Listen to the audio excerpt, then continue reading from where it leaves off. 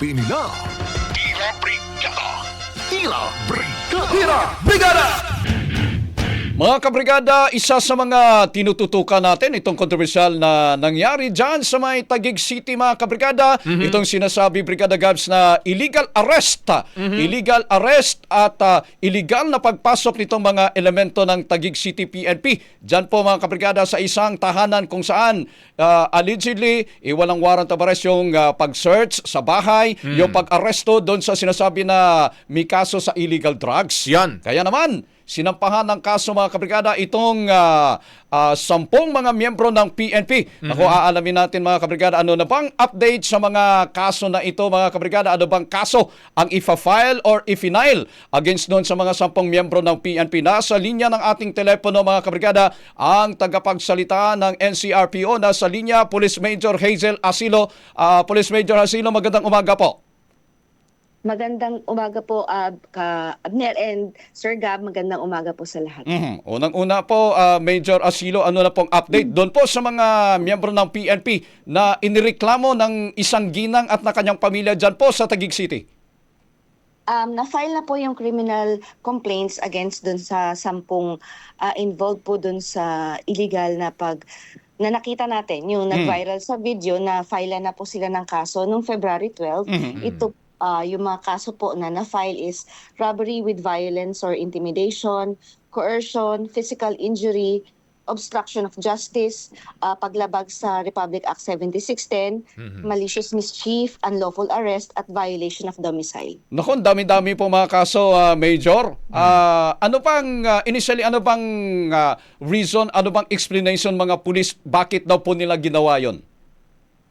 Kagaya po nung ginagawa naming investigation ngayon, pinag-e-explain po namin sila kung ano po yung reason sa pagpasok nila. At least po doon, yun din po explanation nila, yun din po ang magbabase kung ano ang magiging kahihinatnan ng kanilang admin cases na ifa-file din po namin sa kanila. So sa ngayon po, wala pa po silang sagot kung ano po ang reason sa pagpasok nila. Opo, pero Major, ano ho ba yung kahit initial man lang na nabanggit ho sa inyo ng mga pulis? Kasi di ba, ang nangyari ho dito, illegitimate nga ho yung pagsisilbi ng warrant. Ano ho ba ito? Kumbaga ba, nagkamali lang ba sila? O sinadya ba na mag-operate ho sila dyan ng illegal? Paano ho ba yung nangyari dito, ma'am? Kasi medyo nagugulumihanan pa rin ho kami. Ano ho nagkaroon ng ganitong klaseng operasyon ho dyan, Major?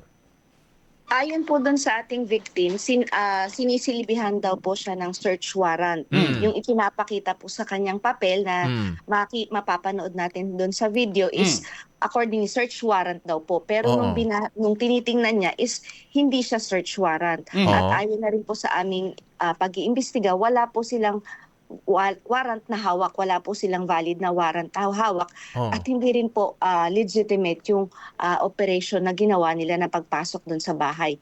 Hindi po sanction ng Taguig City Police yung ginawa nilang pagpasok doon sa bahay. Yun pong administrative case na banggit po ninyo i-final na or ifa-file pa, yung PNP po nyo magfa-file. What about ang criminal cases? Kayo din po ba yung magfa-file o yung mga biktima?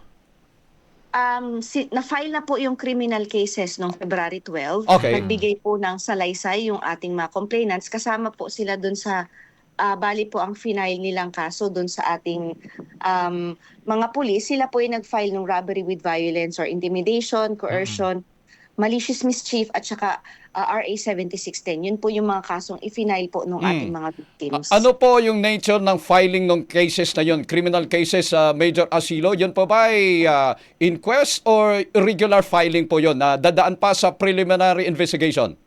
Through regular filing po yung ginawa na pagfa-file. Okay. Tanungin ko po itong status po ng hepe po ng Taguig, si COP Colonel Joey Goforth. Kung di po ako nagkakamali, parang na-confirm ho ninyo na administratively relieved. Ito pong si Colonel Goforth, tama ho ba? Opo, while ongoing din po yung investigation is nirelieve muna po si Colonel Goforth. So ngayon po wala pa naman kumbaga ba hanggang kailan siya na-relieve, nalipat ba siya muna, naka-hold ba siya muna, tapos meron na ho ba tayong kumbaga ba tinalaga muna na officer in charge ng Taguig CPS, ma'am? Meron pong nakatalagang officer in charge at sa ngayon po is wala pa pong hinahawakang pwesto yung ating na-relieve na COP. Yung COP po ng Taguig nirelieve mo na pending the investigation. Pero yung substation po ng Station 5 Commander po ay talagang kasali po doon sa kaso. Opo, kinasuhan po siya ng obstruction of justice. Okay. Ito pong si Colonel Goforth, naka-relieve lang pero hindi naman ho siya kasama doon po sa mga kinasuhan. Tama ho ba, ma'am? Wala naman pong kaso sa kanya. Okay. So habang sa bagay kasi partner, 'di ba? Usual procedure naman 'yan, 'di ba? Kapag may mga ongoing investigation, 'di ba? Talagang nire-relieve mo na yung kumbaga ba pinaka-leader. Pero if ever ho ba, ma'am, magkakaroon din ho ba kung sakali ng kahit admin case, ito pong si Colonel Goforth, meron ho ba tayong inaaral na ganun na parang sa command responsibility? Paano ho ba ito, ma'am?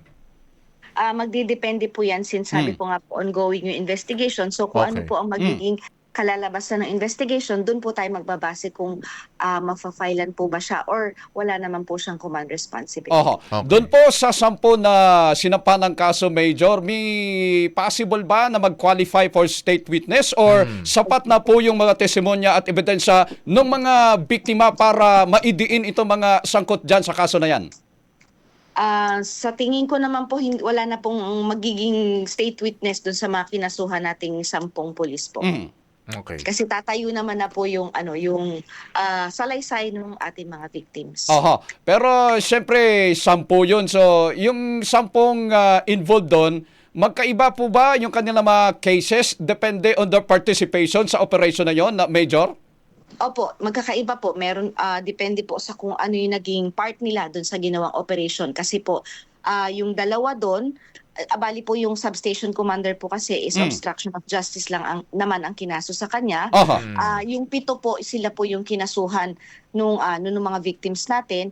At yung dalawa po is hindi sila talaga pumasok doon sa bahay. Kumbaga sila lang po yung pinadala kasi tumawag po ng backup. So, yung dalawa, hindi pumasok doon sa bahay, pero nag-reinforce sila doon sa operation, pero kasali pa rin sila sa kakasuhan, Major, on the theory of conspiracy, pagsasabuatan. Tama po ba? Tama po, opo. Okay. Sige po, panghuli na lang po siguro, ma'am, kasi galing din naman po tayo sa SPD, tanungin ko lang po siguro, ano ho yung moral ngayon ng Taguig City Police Station? Kasi alam naman ho natin ngayon, campaign period, mas kailangan ho natin yung presensya ng mga kapulisan. Dyan ho sa Taguig, kumbaga ba, ito ho bang kaso na ito, pagkaka-relieve sa mga personnel nila dyan sa Maytipas, may epekto ho ba ito sa mga ipinatutupad ho natin na security para ho sa halalan po natin sa ngayon, ma'am? Hindi naman po ito naka-apekto. Kumbaga po, tuloy naman po ang pagtatrabaho na ginagawa ng ating mga PNP personnel sa Taguig City Police Station. Kasi hindi naman, itong 10 ito po, hindi naman po sila yung mukha ng Taguig City Police. Mas marami pa pong mga maayos at mabubuting pulis na nagtatrabaho po. Hindi lamang po sa Taguig City Police Station, kundi maging sa buong PNP po. Okay. Sige po. With that, ma'am, makiki-update ho kami sa susunod ulit dito po sa ongoing na investigasyon at sa mga na-file na nga ho na kaso at sana ho malinawan na ho tayo dyan at mapanagot kung meron ho talagang dapat mapanagot. Maraming salamat po at mabuhay po kayo sa NCRPO at sa SPD po, ma'am. Salamat po. Magandang umaga po. Okay. Nakasentro sa mga sinasabi ninyo, sa mga sinasabi nila. Tira Brigada! Tira Brigada! Nakalulong